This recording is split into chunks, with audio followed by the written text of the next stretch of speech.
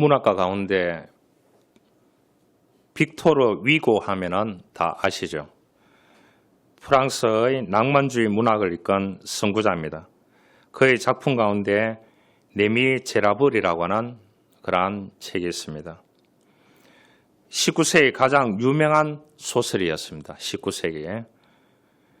그러니까 이 사람이 이제 작품을 쓰는 틈틈이 여행을 즐겼다고 합니다.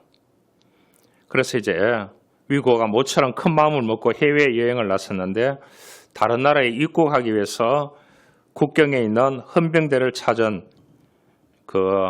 이제 검열을 하는 겁니다. 그리고 인적 사항을 물어보고 쓰라고 그렇게 얘기했습니다. 이름은 빅토르 위고입니다. 직업은 뭡니까? 그렇게 하니 펜입니다. 그렇게 얘기했어요. 펜. 그의 말에 병사는 뭔가를 적으며 고개를 끄덕이는데 국경을 통과해도 좋다고 알려주었습니다. 국경을 넘을 준비를 하던 위고는 우연히 병사가 작성한 내용을 보게 됐습니다. 이름 빅토르 위고. 지금 펜 장수. 그렇게 적어놨더라. 여러분, 시대를 대표하는 위대한 작가가 병사의 손에 의해서 순식간에 펜 장수가 되었습니다. 펜을 장사하는. 여러분, 같은 개념을 가지고도 함의를 병사와 위고가 생각하는 것은 완전히 달랐습니다. 위고가 말한 펜이라는 말은 작가를 의미합니다. 병사가 이해한 펜은 펜을 파는 장사꾼이구나. 이렇게 이해를 했습니다. 여러분, 우리는 해석에 따라서 많이 달라집니다. 목적도 또한 달라집니다. 한 교수님이 썼는 글을 봤습니다. 주제가 뭐냐? 가족도 타인이다. 그렇게 했습니다. 부모를 타인으로 인식하기는 쉽지 않습니다. 그렇죠? 자식에 대해서도 타인으로 인식하기가 쉽지 않습니다. 하지만 요즘 휴가철을 맞아서 따로 살던 부모와 자식이 가족여행이라는 명목으로 함께 지낼 기회라도 생기면 가족에 관한 불편한 진실을 마주하게 됩니다. 가족은 서로의 기질과 상황과 습관을 잘 알지만 그만큼 오해도 쉽게 생깁니다. 서로에 대해서 모르는 부분이 있다는 것을 인정하고 존중하지 않기 때문입니다. 세대의 차이도 있고 가치관의 차이도 있고 또 떨어져서 살아가는 생활의 패턴도 다 다릅니다. 서로에 대한 기대의 차이도 여러 가지 어려움을 만듭니다. 친밀감이 있기 때문에 서로에 대한 기대가 높은 만큼 그것을 충족되지 않으면 큰 실망과 갈등으로 이어집니다. 그래서 이 교수님이 팔순된 노모를 모시고 여행을 가자고 얘기하는 대화의 내용입니다. 어머님, 모처럼 함께 여행을 다녀봅시다. 어머님 잘 걷고 잘 먹고 하니까 같이 갔으면 좋겠습니다. 그러니까 그 어머님이 하시는 말씀이 한 달 있으면 추석인데 그때 다른 가족들이 오면 보면 안 되겠느냐? 왜 꼭 가야 되느냐? 예. 그 불편한 이 어머님을 모시고 대화가 잘 안 되는 가운데서 며칠 동안 여행을 다녀왔습니다. 이 교수님의 고백이 그렇습니다. 아, 어머님도 타인이구나. 에너지가 다 고갈되고 피로감이 몰려오고 다시는 어머님을 볼 수 있을까 하는 갈등이 생겼다고 합니다. 그러면서 이분이 결론을 내렸습니다. 너무나 잘 안다고 생각하기 때문에 기대치에 무너지고 모른다는 사실을 인정하지 못하고 그래서 가족도 타인이다. 그래서 가족을 이해하고 조직을 이해하고 공동체를 이해하려고 하면 공존하기 위해서는 협상이 필요하고 양보가 필요하고 대화가 필요하고 타협이 필요하다. 이것이 안 되는 가족은 가족이 아니다. 이것이 안 되는 공동체는 공동체가 아니다. 이것이 안 되는 곳에는 조직이 아니다. 그렇게 이분이 결론을 맺었습니다. 여러분, 어떻게 해석하느냐가 중요합니다. 오늘은 8.15 광복 기념주일로 지키는 주일입니다. 인류 역사는 가족의 전쟁을 통해서 오늘날까지 하고 있습니다. 그렇지 않습니까? 3,000년 전에 벌어졌던 전쟁이 지금도 일어나고 있습니다. 그 전쟁이 가족 전쟁이었어요. 그 전에 가족 전쟁이 5,000년 전에 있었습니다. 오늘 이 본문이 전쟁에 관한 이야기입니다. 대한민국 한반도도 사면에 끼어있는 샌드위치입니다.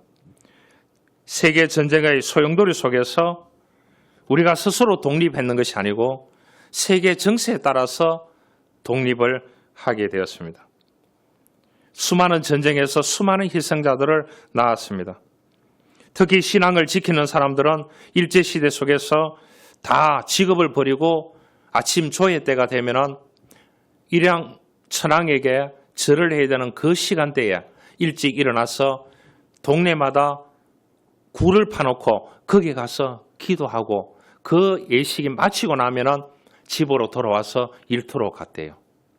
그래서 제가 자랐던 동네도 가보면은 산마다 굴이 다 있습니다. 그 굴들이 뭐냐?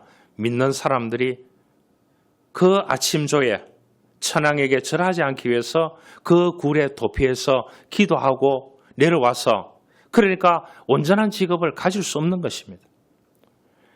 그러한 가운데서 무엇을 지켰다고요? 신앙을 지켰습니다. 하나님을 의지하고 믿음으로 살아냈습니다. 오늘 다윗의 전쟁에서 나오는 용어들입니다. 40년 동안 태평 세월을 누렸던 것이 다윗이 왕이 되었을 때입니다. 그런데 말년이 되어서 아들이 반란을 일으켰는 겁니다. 여러분, 인물이 제일 좋고 제일 듬직하고 아버지를 호위하고 다 하던 이 아들이 400명의 군사를 거느리고 왕궁으로 쳐들어오고 있는 겁니다. 여러분 생각해 보시기 바랍니다. 그래서 이 피해서 도망가면서 고백했던 것이 오늘 하나님 말씀입니다. 여호와는 나의 방패시요 나의 영광이시요 나의 머리를 드시는 자시니다. 여러분 시편 23편도 똑같은 거예요. 여호와는 나의 목자시니 내게 부족함이 없으리로다. 그가 나를 푸른 초장에 쉴만한 물가로 인도하시는도다. 내 잔이 넘치나이다. 여러분 이 아들의 쿠데타를 피해가지고 맨발로 도망가면서 머리를 풀고 도망가면서 고백했던 하나님 앞에 고백했던 여호와는 나의 목자시라고. 위대한 고백이지 않습니까? 우리가 이런 신앙 고백을 드릴 수 있겠습니까? 다윗은 3,000년 전에 그 전쟁 가운데서도 하나님의 도움을 구하고 있는 이 아름다운 신앙적인 모습을 우리가 발견해야 되는 것입니다. 조동아 시인이 나 하나 꽃피어 그러한 시가 있습니다. 나 하나 꽃피어 풀밭이 달라지겠느냐? 나 하나 물들어 산이 달라지겠느냐? 그런 시를 썼습니다. 나 하나 꽃 피운다고 뭐가 달라지겠느냐? 그래서 사람들이 다 회피하는 겁니다. 그래서 자기 하고 싶은 일만 하고 살아가는 겁니다. 그게 다 익숙해져 있는 겁니다. 그러니까 불편한 일을 좀 맡기기나 시키면 다 도망가 보고 회피합니다. 시대가 그런 시대가 되었습니다. 여러분 아이들도 자기가 하고 싶은 것만 하면은 어떻게 된다고요? 자기 꿈과 목표를 이룰 수 없습니다. 하기 싫은 것도 그것도 받아들여서 돌파하려고 훈련하고 용기를 내고 수용할 수 있는 그런 마음이 있어야 되는 것입니다. 그래야 조화를 이룰 수 있는 것입니다. 여러분 직업을 선택할 때에 내가 하고 싶은 것만 하고 내가 좋은 것만 할 수 있는 직업을 선택했는 사람이 누가 있겠습니까? 그런데 그 직업에 들어가서 좋은 직업이라고 생각했는데 3년도 못 견디고 300대 1에 들어갔는데 1년도 못 견디고 나오는 사람들이 지금 수두룩한 시대가 되었어요.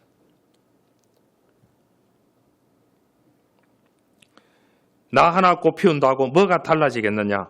이 변명하는 시입니다. 나 하나 노력한다고 뭐가 달라지겠느냐? 여러분, 다윗은 그렇게 받아들이지 않았습니다. 누가 뭐래도 나는 여호와 하나님, 나에게 구원을 베풀어 주시고 나에게 은혜를 주시고 그럼에도 불구하고 나에게 모든 것을 베풀어 주시면서 방패와 영광과 나의 머리를 들어 세워 주시는 분이라고. 예, 여러분 어떻게 했겠습니까? 아들이 왕궁으로 쳐들어온다는 소식을 그 당시에 시민들이 다 들었을 거 아닙니까? 머리를 들 수 없잖아요. 여호와 하나님이 그 다윗의 자기의 머리를 들어 주신다고 고백하고 있습니다. 미국 여성 가운데 최초로 노벨 문학상을 탔는 수상자가 있습니다. 펄벅이라고 하는 분이거든요. 펄벅. 이분은 이제 선교사인 아버지를 따라서 중국에서 어린 시절을 보냈습니다. 어느 한 해에 심한 가뭄이 들었습니다. 아버지는 이제 복음을 전하기 위해서 중국 대륙이 워낙 넓으니까 전도 여행을 떠났습니다. 집에는 어머님과 함께 있었습니다. 마을에서 어떤 소문이 일어났느냐? 외국인 선교사가 와가지고 있기 때문에 가뭄이 들었다. 다 몰아내야 된다. 이런 소문이 들었대요. 그래서 거기에서 이제 헬프록이라는 그 사람이 이런 소식을 전해줬습니다.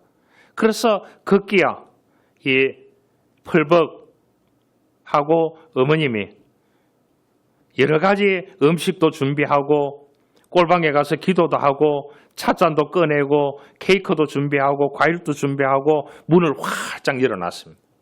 아니나 다를까 폭동들이 한 부대에 달려왔습니다. 무기를 들고요. 그런데 전혀 이 펄벅은 장난감만 가지고 놀고 있었고 어머님은 바느질을 하고 계셨다고 합니다. 문이 굳게 닫혀 있으리라고 생각했던 이 사람들이 문이 활짝 열려 있고 자연스럽게 있고 들이닥쳤습니다. 그랬을 때 펄벅 어머님이 그런 말을 했습니다. 잘 오셨습니다. 기다리고 있었습니다. 차라도 한 잔 드시지요. 안으로 그 사람들 다 모셨습니다. 차도 대접하고 케이크도 대접하고 과일도 대접하면서 이 왼날 금반 펄벅 어머님이 그 금반을 치면서 이 찬송가를 불렀습니다. 비할 데 없는 존귀하신 하나님이라는. 그러니까 그 사람들이 마음이 다 녹아지더라는 거예요. 그래서 그 사람들이 우리도 예수 믿을 수 있나요? 그렇게 고백했대요. 그곳에서 기적이 일어났다는 겁니다. 하루 전날 그렇게 이 펄벅하고 그 어머님이 기도를 했다고 합니다. 그 헬퍼의 말을 듣고 내일 쳐들어오는 저 사람들을 위해서 어떻게 하면 하나님 우리에게 도움을 주실 수 있느냐고 그래서 아이디어를 줬다고 합니다. 그런데 그날 이 사람들이 나도 예수 믿을 수 있나요? 그 찬송가를 듣고 난 뒤에 그렇게 얘기할 때에 바깥에 소낙비가 내리기 시작했다. 기적같이. 여러분 안 놀라시네요. 여러분 무엇이든지 하나님을 향한 믿음이 있다면 극복할 수 있다는 것을 보여주는 내용입니다. 그래서 이 사람이 나중에 이제 미국으로 돌아가서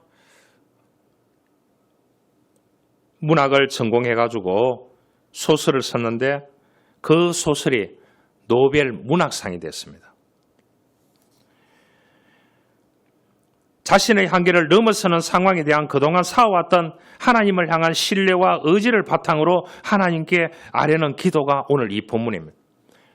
자기 마음대로 인생을 살다가 어느 날 갑자기 하나님께 드려진 기도가 아니라는 것입니다. 고백의 시가 아니라는 것입니다. 여러분, 이 다윗이 노년이 되어서 자식은 많습니다. 왕위를 차지하려고 하는 아들들이 너무 많이 있었습니다. 다윗의 리더십이 흔들리고 있었습니다. 그래서 아들이 이 기회를 노렸는 겁니다. 부하들도 가담했습니다. 백성들의 마음 역시 다윗에게서 어느 정도 떠났는 것 같습니다. 아들에게 쫓겨서 도망가는 신세가 되고 말았습니다. 아까 한 교수의 얘기를 했지 않습니까? 가족도 타인이라고. 다윗은 흔들리지 않으려고 하나님을 향한 고백을 오늘 6절에 합니다. 천만이 나를 에워싸 진친다 하더라도 나는 두려워하지 아니하리로다. 그렇게 얘기했습니다.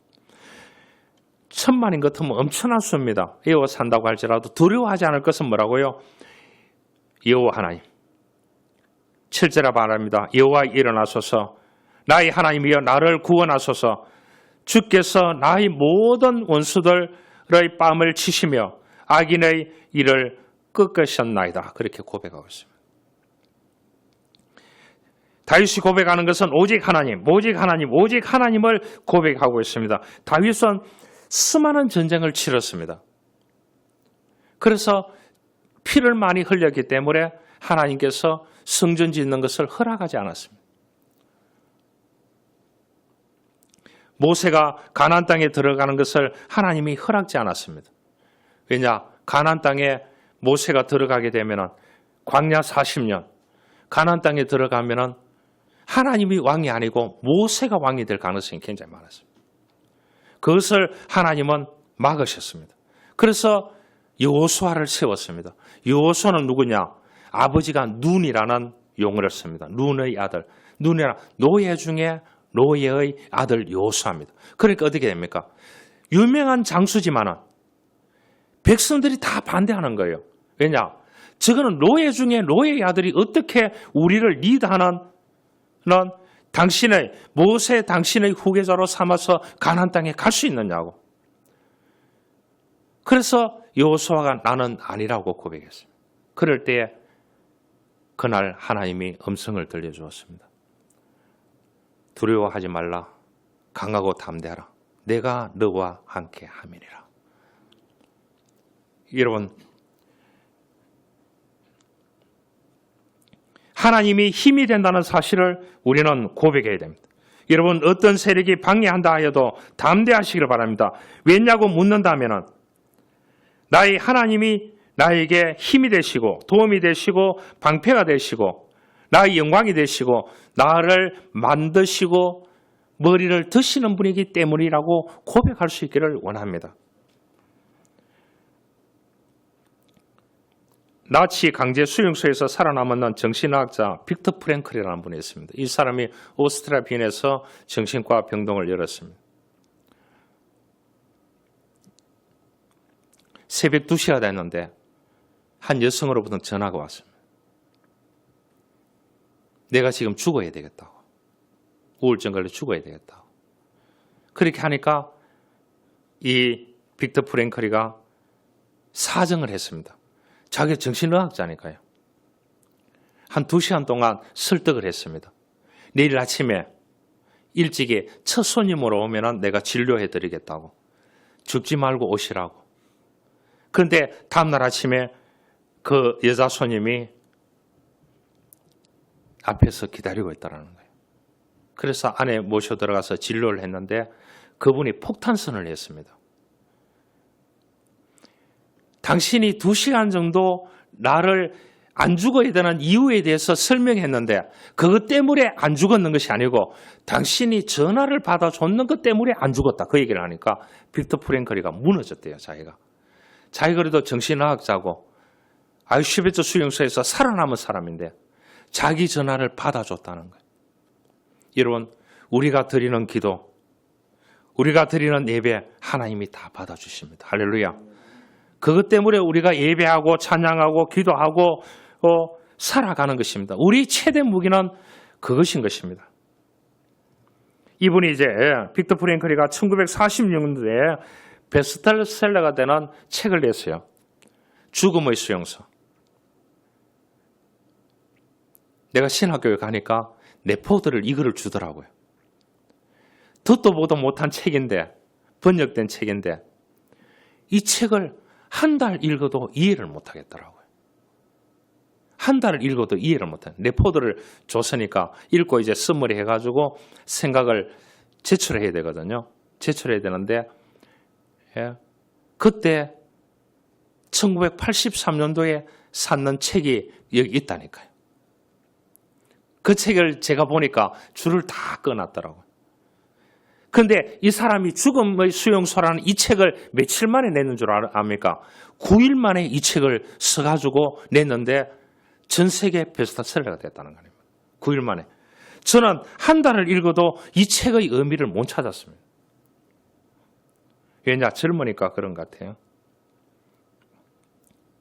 여기에 인생의 의미를 지니고 있는 사람만이 살아남을 수 있다는 것을 말해주고 있어요.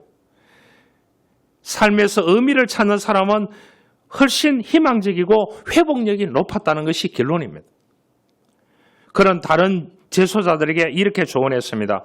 삶에서 기대할 수 있는 것이 무엇인지 묻지 말고 기대하지 말고 대신 삶이 우리에게 무엇을 기대하는지를 물어라. 그렇게 얘기해놨어요. 우리는 너무 기대하는 것이 많습니다. 여러분, 그 기대하는 것은 하나님께만 하시길 바랍니다. 가족에게 하지 마시길 바랍니다. 그 타인입니다, 가족. 안 그래요? 대화가 돼요? 대화가 안 됩니다. 협상이 돼요? 가족이 안 됩니다. 양보가 됩니까? 안 됩니다. 대신 삶이 우리에게 무엇을 기대할지를 물어야 되는 것입니다. 그거는 하나님께 물어야 돼요. 다윗은 그렇게 얘기했습니다. 나의 방패라고 고백합니다. 전쟁 용어지요. 방패라는 용어는요. 어떻게 막느냐가 문제입니다. 여러분, 여러분의 삶에 방피막이가 되어줄 사람이 있다는 거, 물질이 있다는 거, 물건이 있다는 거 얼마나 좋은 거예요. 안 그래요? 그런데 우리에게 최후로 막아줄 수 있는 분은 여호와 하나님이십니다. 그 하나님을 의지하기를 원합니다. 어떤 한 여인이 옛날 이야기입니다. 월남에서 이 결혼을 하고 아들을 낳았습니다. 그 북한 사람들은 강하잖아요. 월남에서 이제 남한 사람하고 결혼했는데 이 남편이 논팽인 거예요. 그러면서 늘 구박을 하는 거예요. 자기가 혼자 월남을 했으니까 자기 친구들 보니까 친구들은 뭐냐, 부모도 잘 살고 형제들도 잘 살고 하니까 친구들은 뭐냐, 장인 장모들도 다 뭔가 한 것씩 물려주고 이렇게 하는데, 그래서 아내를 구박하는 겁니다. 그런데 돈도 벌어오지 안 하고, 그래서 이 여인이 열심히 일을 해가지고 살고 아들 보고 살았습니다. 아들이 커가면서 누구 편이 되느냐? 아버지 편이 됩니다. 아버지 따라서 이 아들도 논팽이가 되는 거예요.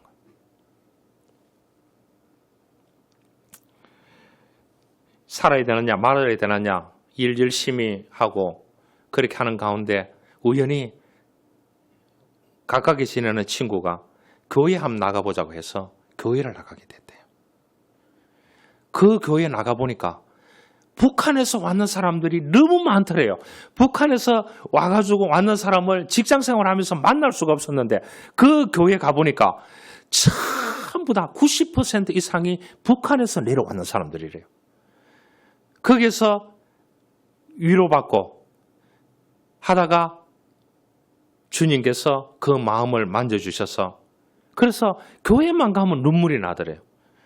저 두 남자 보면은 신경질밖에 안 나는데 그래가지고 자기가 이 교회 가서 눈물 흘리고 기도하고 찬송하고 예배하면서 이 사람이 이제 신앙으로 극복했습니다. 그러다가 이 사람이 하늘나라로 가게 됐습니다. 그리고 자신의 비석에 이렇게 써달라고 자식에게 유언을 했습니다. 하나님은 내 아버지, 그리고 나의 방패 되신 여호와. 이런 비석에 이렇게 써달라고 해서 비석에 그렇게 썼다고 합니다. 3절에 말합니다. 여호와여 주는 나의 방패시요 나의 영광이시요 나의 머리를 드시는 자신이다. 다윗은 대적들의 저주와는 달리 하나님께서 자신을 버리지 아니하셨다는 것을 확신하고 여호와 하나님께서 나의 방패가 되어주시고 전후 좌우를 지켜주신다고 고백하고 있는 내용이 되겠습니다.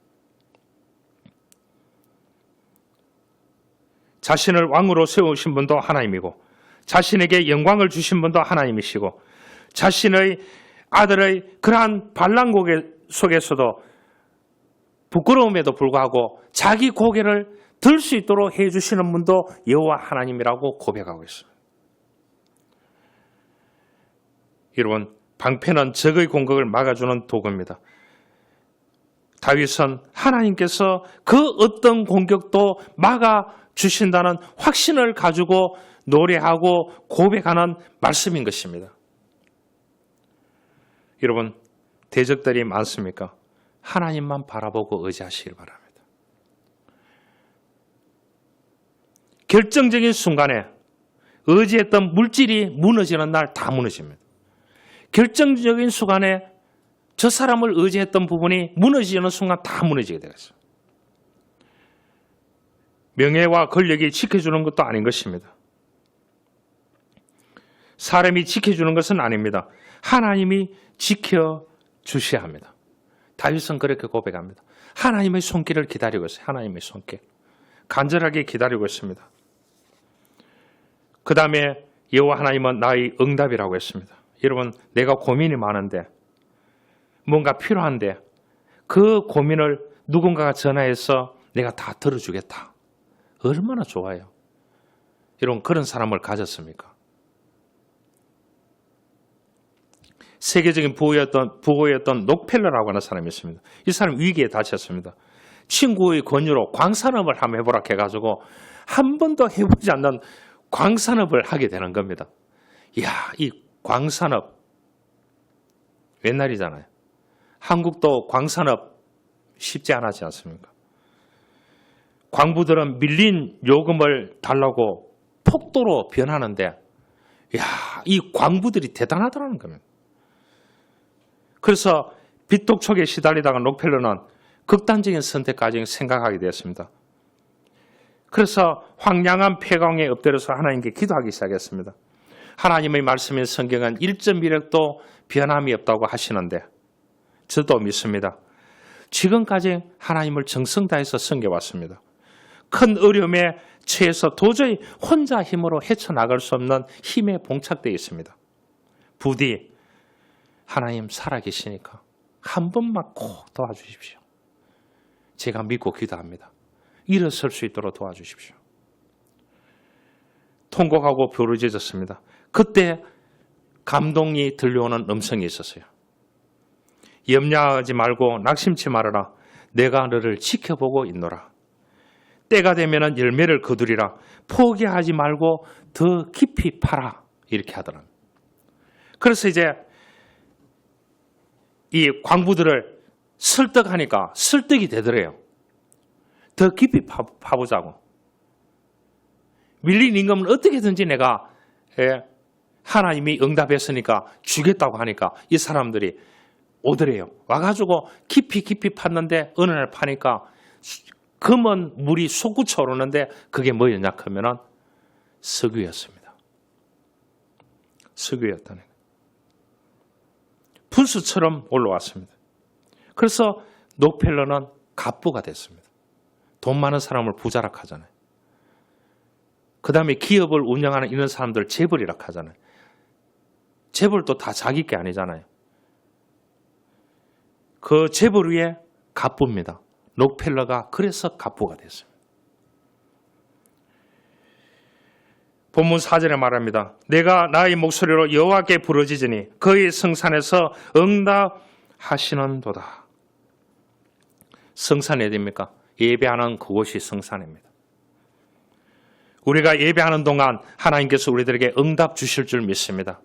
여러분들이 많은 고민을 가지고 예배를 드리고 있지만 우리의 마음도 헤아리시는 그 하나님께서 내가 원하는 그 응답을 하나님께서 주실 줄 믿습니다. 다윗의 태도와 같이 하나님께 나의 목소리로 기도하기를 원합니다. 절실한 마음으로 기도하기를 원합니다. 고통의 순간은 기도의 시간입니다. 부르짖어 기도해야 되는 것입니다. 아무리 어려워도 부르짖어 기도하시면 하나님께서 응답하신다는 것이 오늘 이 다윗의 고백인 것입니다. 그 고백대로 되었습니다. 다윗은 또 말합니다. 여호와는 나의 구원이라고 했습니다. 7절에 나를 구원하소서 그렇게 얘기했습니다. 이러한 전쟁과의 삶에서 하나님이 구원자라고 그렇게 말하고 있습니다. 여러분의 삶의 현장에서 누가 구원자라고 생각합니까? 여호와 하나님이 되어져야 됩니다. 지금도 이스라엘, 이란, 레바논, 헤즈볼라 전쟁을 벌이고 있습니다. 중동의 화약고로 불리는 나라 가운데 한 나라가 레바논입니다. 여기에 6년 동안 인질로 억류됐던 AP통신 지국장이 있습니다. 앤더슨이라는 사람, 기자입니다. 이 사람이 이제 테러 분자들에게 그 레바논 감옥에서 6년 동안 고문을 당했다 생각해 보시기 바랍니다. 거기서 자기가 견딜 수 있었던 것은 어떤 순간도 나는 하나님의 구원자이심을 믿는다고 그것만 외쳤다고 합니다. 절망적인 상황 가운데 오늘 죽을지 내일 죽을지 알 수 없는 가운데서 하나님을 향한 믿음으로 고백했는 것이 여호와 하나님은 나의 구원자라는 것을 믿습니다. 고문당할 때도 그 안에서 굶주릴 때도 그렇게 6년 동안 버티고 나와서 고백했는 것이 뭐냐?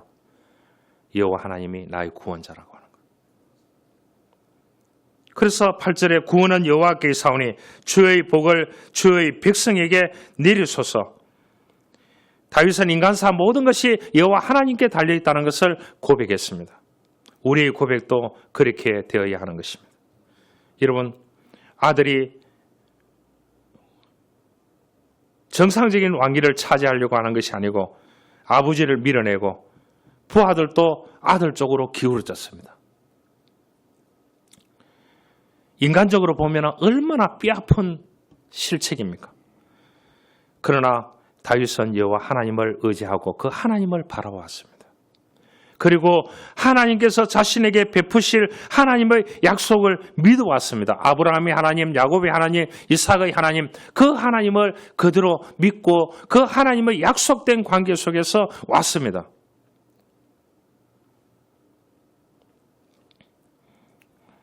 그래서 구원의 하나님을 바라보았습니다. 종교개혁자인 마르틴 루터가 종교개혁을 하기 위해서 선언문을 발표하고 하니까 웜서 국회에서, 그 당시 국회는 뭐냐? 종교, 정치, 문화 다 어디에 사느냐? 성당에 사는 거예요. 성당. 웜서 국회가 성당에서 열리는 거예요. 거기에 마르틴 루터를 소환했습니다. 왜냐? 종교개혁을 시도했기 때문에 거기 있었던 사람이 화형을 안 당했는 사람이 없습니다. 그 통지서를 받고 마르틴 루터가 갑니다. 가는데 그 성 안에 있는 친구가 편지를 보냈습니다. 누구를 통해서요? 사신을 통해서 보냈습니다. 들어오면은 당신은 화형당한다. 루터가 친구에게 도리어 사신을 적어 보냈습니다. 보름서 성당의 기와장들이 모두 마귀로 변한다 할지라도 나는 성에 들어갈 것이라고. 여호와 하나님이 구원자라고. 구원은 예수 그리스도를 통해서 이루어진다고. 이것을 가서 외칠 거라고. 그는 흔들리지 않았습니다. 왜냐? 오직 하나님 외에 아무것도 두려울 것이 없었습니다. 혹시 여러분 어려움이 있습니까? 생활의 문제, 질병의 문제, 인간관계의 여러 가지 문제가 있습니까? 다윗을 주목하시기 바랍니다. 다윗은 하나님만을 바라보았습니다. 부디 부탁드립니다. 모든 상황 가운데서 구원하여 주시리라는 믿음을 가지시고 하나님만 바라볼 수 있어야 되는 것입니다. 한 이야기를 하고 말씀을 마치겠습니다. 전투 중에 용감하게 싸우다가 한쪽 다리를 잃은 태역 군인이 고향 집으로 돌아가는 길에 우연히 이상한 이야기를 들었습니다. 자신이 머물고 있는 곳 근처에 무슨 병이든 더 낫게 해준다는 신비의 샘물이 있다는 소식을 들었습니다. 신비의 샘물. 좋지 않습니까? 현지인들은 그 샘물을 성수라고 부른다는 이야기에 태역 군인도 지팡이를 짚고 샘물을 찾아 나섰습니다. 마을 사람에게 샘물의 위치를 알려달라고 했습니다. 그러나 그 주민이 딱하다는 표정으로 이 군인에게 얘기를 했습니다. 설마하니 거기 보니까 다리가 한쪽이 없는 거 보니까 다리를 내려달라고 하나님께 기도할 모양이지요. 이렇게 물었습니다. 그러니까 이 태역 군인이 그런 말을 했습니다. 아니요. 새로운 다리를 달라고 기도할 생각은 죽어도 없습니다. 그저 한쪽 다리, 이런 다리를 생각하지 않고 한쪽 다리를 가지고 살아갈 수 있는 하나님 은혜를 달라고 그렇게 도와달라고 기도할 것뿐입니다. 남은 다리로 계속해서 살아갈 수 있는 지혜와 용기를 하나님께 구해야겠다고 하는 이 군인의 모습이 아름답지 않습니까? 다윗의 고백대로 방패가 되어주시고 응답이 되어주시고 머리를 들어주시며 구원을 베풀어주시는 하나님을 확실히 고백하는 저와 여러분들이 될 수 있기를 주님으로 축원합니다. 살아계신 하나님 아버지 감사합니다. 오늘 다윗은 고백합니다. 방패가 되시고 영광이 되시고 나의 머리를 드시고 나에게 구원을 베풀어 주시는 그 하나님만을 바라보겠다고 고백하는 이 다윗의 고백이 우리의 고백이 되게 도와주십시오. 구주 예수 그리스도의 이름으로 기도하옵나이다. 아멘.